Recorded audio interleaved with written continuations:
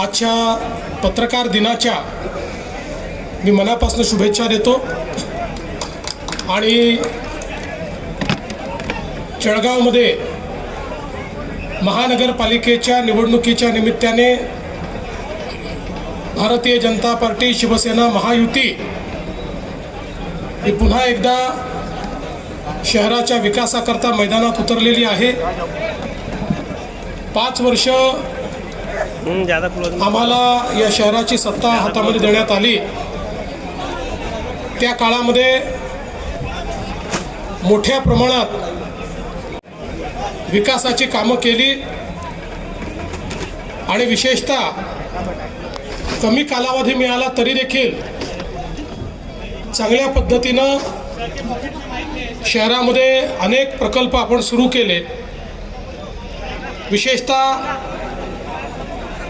आपण रस्त्यांचा प्रकल्प असेल, पाणी पुरवठा योजना असेल, मलनिस्सारणाचे प्रकल्प असतील, या सगळ्या प्रकल्पांना चालना दिली। पाणी पुरवठ्याची 253 कोटी रुपयाची योजना आपण या ठिकाणी मंजूर केली। 1 कोटी रुपयाचा प्रकल्प आपण मंजूर केला। यामध्ये केवळ हे कागदावर नाही तर पुन्हा सरकार आल्यानंतर मोठ्या प्रमाणात आपण या ठिकाणी काम केलंय। 179 कोटी रुपयाच्या पिण्याच्या पाण्याच्या कामाची पाणी पुरवठ्याची वर्क ऑर्डर आपण नोव्हेंबरमध्ये दिली। मलनिस्सारणाची हरिविठ्ठल नाला येथे 293 कोटीची वर्क ऑर्डर देखील आपण नोव्हेंबरमध्ये दिलेली आहे।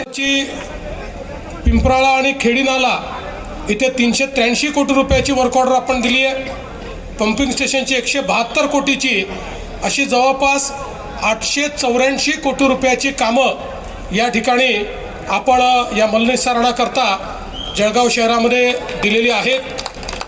आपण PM ई बस स्टेशन याचं 18 कोटी रुपये दिले आहेत। घनकचरा व्यवस्थापनाकरता 16.78 कोटी रुपये दिले आहेत। नगरोत्थानमधनं रस्त्यांकरता 38 कोटी रुपये दिले आहेत। उद्यान सुशोभीकरणाकरता 5 कोटी दिले आहेत। स्टेट कॅन्सर सर्किटच्या अंतर्गत L3 सुविधामध्ये आपण 50 खाटाचं कॅन्सर रुग्णालय या ठिकाणी तयार करतो आहोत। सिमेंट कॉन्क्रीटचे रस्ते आपण तयार केले आहेत। आता त्याचा दुसरा टप्पा देखील आपण त्या ठिकाणी देणार आहोत आणि म्हणूनच मी असं म्हणेन की 2014 नंतर माननीय मोदीजींनी शहर विकासाकरता ज्या योजना उभ्या केल्या, स्मार्ट सिटीची, अमृत शहरांची, स्वच्छ भारत शहरी मिशन, प्रधानमंत्री आवास योजना शहरी मिशन, या सगळ्या योजनांमुळे मोठ्या प्रमाणात या ठिकाणी निधीची उपलब्धता झाली।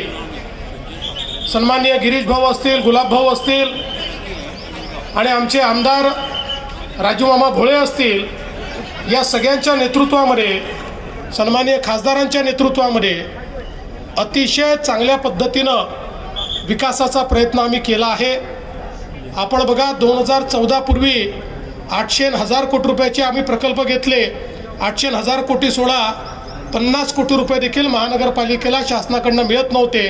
आता हजार कोटी रुपयाचे प्रकल्प हे आपण हातामध्ये घेतले आहेत। आता आमचा संकल्प आहे की या ठिकाणी जळगावकरांच्या आशीर्वादाने पुन्हा एकदा भाजप सेना महायुतीचं सरकार या ठिकाणी येणार आहे, महापौर बनणार आहे आणि पुढच्या 5 वर्षामध्ये जळगावला विकसित शहरांच्या श्रेणीत आणण्याचा आम्ही संकल्प केलेला आहे आणि त्याकरता जो काही निधी लागेल तो सगळा निधी राज्य सरकारच्या वतीनं देण्यात येईल, अशा पद्धतीचं या ठिकाणी आश्वस्त करण्याकरता मी आलेलो आहे।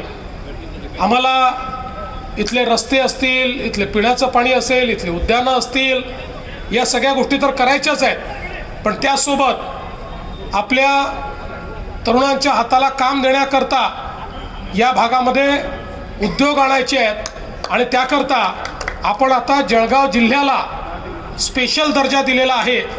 पूर्वी जो दर्जा केवळ अतिमागास अशा प्रकारच्या जिल्ह्यांना होता, जळगाव जिल्ह्याला आता तोच दर्जा दिल्यामुळे जे काही उद्योगाला स्पेशल इन्सेंटिव्ह आहेत, मोठ्या प्रमाणात त्या ठिकाणी सबसिडीज आहेत इलेक्ट्रिसिटीची सबसिडी असेल, कॅपिटल सबसिडी असेल, ही आपण जळगाव जिल्ह्याला दिलेली असल्यामुळे जळगाव जिल्ह्यामध्ये आता उद्योग देखील मोठ्या प्रमाणात येतील याबद्दल आमच्या मनामध्ये शंका नाही. महाराष्ट्रामध्ये महायुतीचं सरकार काम करतंय. या सरकारवर विश्वास ठेवत नगरपालिकेच्या निवडणुकीमध्ये 75% नगरपालिका या महायुतीच्या हातात आल्या आहेत. जवळपास तेवढेच राज्यात नगरसेवक आमचे निवडून आलेले आहेत. एक प्रकारे महाराष्ट्रातल्या नागरी भागातल्या जनतेने एक मोठा विश्वास हा महायुतीवर दाखवला आहे आणि आता 29 महानगरपालिकांमध्ये आम्ही जवळजवळ सगळ्या महानगरपालिका महायुती म्हणून या ठिकाणी जिंकू अशा प्रकारचा मला विश्वास आहे. मी पुन्हा एकदा जळगावकरांना आश्वस्त करतो, आम्ही जे सांगतो ते करतो. या ठिकाणी इतक्या वर्षाचं हुडकोचं कर्ज, ज्या कर्जामुळे ही महानगरपालिका डिफॉल्ट झाली होती आणि लोक म्हणायचे कर्ज कधीच संपू शकत नाही, पूर्ण देशामध्ये ही पहिली घटना आहे की एखाद्या महानगरपालिकेचं सगळं कर्ज हे राज्य सरकारने भरलं आणि पूर्ण महानगरपालिकेला कर्जमुक्त त्या ठिकाणी करण्याचं काम हे आपल्या सरकारच्या माध्यमातून केलं आहे. पुढे सर्वांगीण विकासाकरता आम्ही कार्यरत राहू हा विश्वास मी व्यक्त करतो आणि पुन्हा एकदा जळगावकरांनी आमच्यावर विश्वास दाखवावा अशी जळगावकरांना विनंती करून या ठिकाणी सर्व पत्रकारांचे आभार मानतो. धन्यवाद.